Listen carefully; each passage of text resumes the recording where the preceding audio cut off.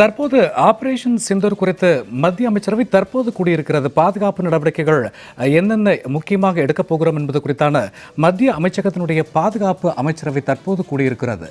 Operation Sindoor தொடர்பாக விவாதிக்க மத்திய அமைச்சரவை தற்போது கூடியிருக்கக்கூடிய நிகழ்வை நாம் அண்மை செய்தியாய் பார்த்துக் கொண்டிருக்கிறோம். ஆபரேஷன் சிந்தூரில் கிட்டத்தட்ட 25 நிமிடங்களுள் தன்னுடைய முதல் வெற்றியை பதிவு செய்த பிறகு இந்தியா தற்போது தன்னுடைய மத்திய அமைச்சரவையை தற்போது கூட்டியிருக்கிறது.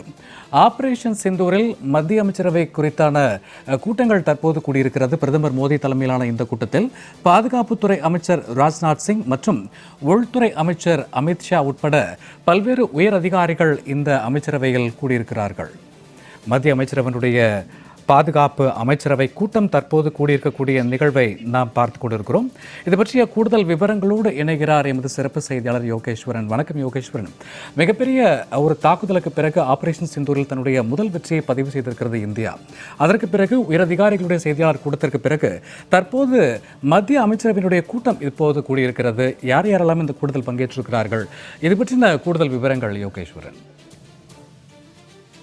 சூர்யா, நேற்று இரவு பாகிஸ்தான் மற்றும் பாகிஸ்தான் ஆக்குபைடு காஷ்மீர் பகுதிகளில் இருக்கக்கூடிய 9 பயங்கரவாதிகள் முகாம்கள் மீது இந்திய விமானப்படை மற்றும் முப்படைகளுடைய கூட்டு முயற்சியின் பெயரில் அதிரடி தாக்குதல் நடத்தப்பட்டது. இதுல பல பயங்கரவாதிகள் உயிரிழந்திருக்கிறார் என கூறப்படக்கூடிய நிலையில் பாதுகாப்புத்துறைக்கான மத்திய அமைச்சரவை கூட்டம் டெல்லியில் இருக்கக்கூடிய லோக் கல்யாண் மார்க் இல்லத்துல பிரதமர் நரேந்திர மோடி தலைமையில கூடியிருக்கிறது. மத்திய பாதுகாப்புத்துறை அமைச்சர் ராஜ்நாத் சிங், அதே போல மத்திய உள்துறை அமைச்சர் அமித்ஷா மற்றும் மத்திய வெளியுறவுத்துறை அமைச்சர் ஜெய்சங்கர், முப்படைகளைச் சேர்ந்த தளபதிகள் மற்றும் முக்கியமான அதிகாரிகள் பாதுகாப்புத்துறைக்கான மத்திய அமைச்சரவை கூட்டத்தில் பங்கேற்று இருக்கிறார்கள். ஏற்கனவே பாகிஸ்தானுடைய பிரதமர் பாகிஸ்தான் மீது இந்தியா நடத்தியிருக்கக்கூடிய ஏவுகணை தாக்குதலுக்கு நாங்கள் தகுந்த பதிலடி கொடுப்போம் என எச்சரித்திருக்கக்கூடிய நிலையில் எல்லை பகுதிகளில் தீவிரமான பணிகளை இந்திய ராணுவம் மேற்கொண்டு வரக்கூடிய அதே நேரத்தில் பாதுகாப்புத்துறைக்கான மத்திய அமைச்சரவை என்பது டெல்லியில கூடி நடைபெற்று வருகிறது. இக்கூட்டத்தில் நேற்று இந்திய பாதுகாப்பு படை நடத்திய தாக்குதல் மற்றும் எதிர்வரக்கூடிய மணி நேரங்கள் அல்லது எதிர்வரக்கூடிய நாட்களில் ஒருவேளை பாகிஸ்தான் மீண்டும் தாக்குதலை தொடங்கினால் அதற்கு கொடுக்கக்கூடிய பதிலடிகள் உள்ளிட்டவை குறித்து பிரதமர் தலைமையில் ஆலோசிக்கப்பட்டு வருவதாக தகவல்கள் கூறப்படுகிறது. அதே நேரத்தில் சில நிமிடங்களுக்கு முன்பாகவே மத்திய உள்துறை அமைச்சகம் நாடு முழுவதும் விடுமுறையில் சென்றிருக்கக்கூடிய முப்படைகளுடைய பணியாளர்கள் உடனடியாக பணிக்கு திரும்ப வேண்டும் என்ற ஒரு உத்தரவை என்பதை துறை சார்ந்த அதிகாரிகள் மூலமாக வழங்கியிருக்கக்கூடிய நிலையிலே பிரதமருடைய இல்லத்துல இந்த ஆலோசனை கூட்டம் என்பது நடைபெற்று வருகிறது.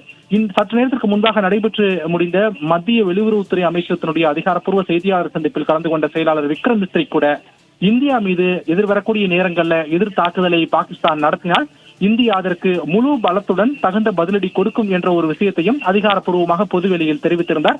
இது ஊடகங்களுக்கு மட்டுமல்ல, சர்வதேச அளவில் இந்த செய்திகள் சென்று சேர வேண்டும் என்ற நோக்கில அவர் பொதுவெளியில் தெரிவித்திருந்த கருத்துக்களையும் பார்க்க முடிந்தது. அதற்கான காரணங்கள் இந்திய பாகிஸ்தான் விவகாரங்கள் குறித்து சர்வதேச நாடுகளும் உன்னிப்பாக கவனித்து வரக்கூடிய நிலையில் பயங்கரவாதிகள் முகாம்கள் மட்டுமே நேற்று இரவு தாக்குதல் நடத்தப்பட்டது இந்திய பாதுகாப்பு படையினரால்.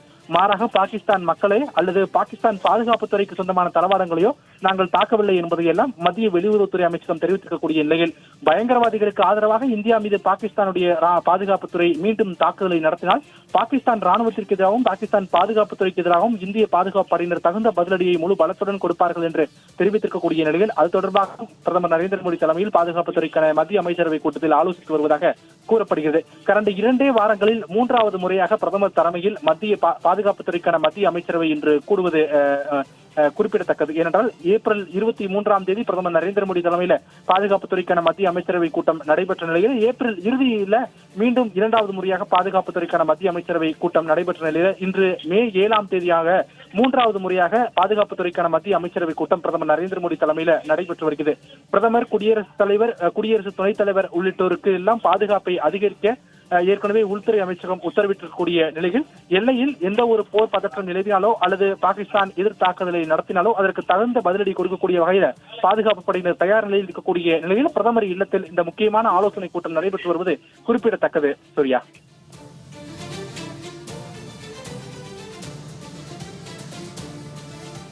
யோகேஷ், குறிப்பாக 2 வாரங்கள்ல 3ஆம் முறையாக கூடியிருக்கக்கூடிய இந்த பாதுகாப்பு குறித்த மத்திய அமைச்சரவை கூட்டத்தில் பல முக்கிய பங்குகள் எடுக்கப்படும். குறிப்பாக ஒரு பக்கம் போர் அப்படின்னாலும் கூட மறுபக்கம் இந்திய மக்களுடைய பாதுகாப்பு குறித்தான முன்னெச்சரிக்கை நடவடிக்கைகள் குறித்தான நகர்வுகள் குறித்து கொஞ்சம் பகிர்ந்து கொள்ளுங்க யோகேஸ்வரன்.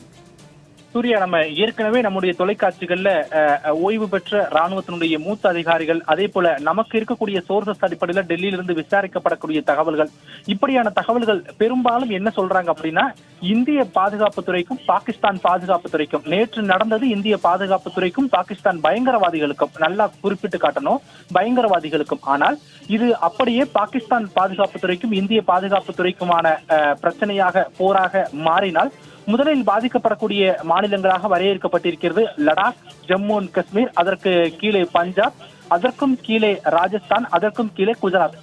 இவை மட்டுமே பாகிஸ்தானுடனான நேரடி எல்லை பகிர்தலை கொள்கிறது. ஒரு பக்கம் கடல் வழியாக எல்லை, மற்றொரு பக்கம் நிலப்பரப்பு மற்றும் மலைகள் வழியாக எல்லைகளை பகிர்ந்து கொள்கிறது.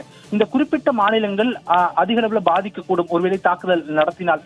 அப்படி இருக்கக்கூடிய பட்சத்தில் அங்கு பாதுகாப்பு பணிகளை மிக தீவிரமாக மேற்கொண்டு வராங்க. நேற்று நள்ளிரவு 1:05 மணிலிருந்து 1:30 மணிக்குள்ள 25 நிமிடங்களுக்குள்ள பாதுகாப்பு படையினர் அந்த தாக்குதலை நடத்தி இருந்தாலும் கூட நேற்று இரவிலிருந்தே இந்த குறிப்பிட்ட மாநிலங்கள்ல பறக்கக்கூடிய சிவில் ஏர்லைன்ஸ், அதாவது பயணிகள் விமானங்களுடைய செயல்பாடு என்பது முற்றிலும் தடை செய்யப்பட்டிருக்கிறது. குறிப்பா அந்த குறிப்பிட்ட பகுதிகளில் பயணிகள் விமானங்கள் என்பது பறக்கவில்லை அப்படின்றத சர்வதேச சில தகவல்கள் மூலமாக தெரிந்து கொள்ள முடிகிறது. அதே நேரத்துல சில விமான நிலையங்கள் என்பது மே 10ஆம் தேதி வரைக்கும் மூடப்பட்டிருக்கக்கூடிய நிலையில் அடுத்தடுத்த கட்ட நடவடிக்கைகள் எல்லாம் தொடர்ந்து வருகிறார்கள்.